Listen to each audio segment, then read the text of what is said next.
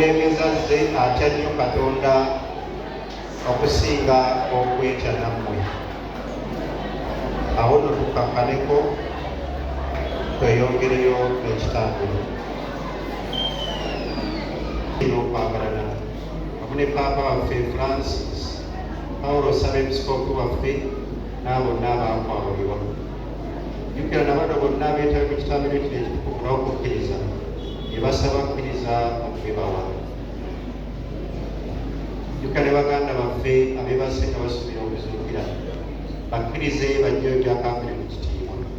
Jjukira n'abantu bonna bagenye ekisa mu kufa okutera n'okugulumiza wamu ne Mariya Omuberege omutuukirivu nnyina Katonda n'abatuma abatuukirivu kana omutuukirivu atwolereza era abatuukirivu n'abali kusanyukira wedda bonna nga tuyita mwana wo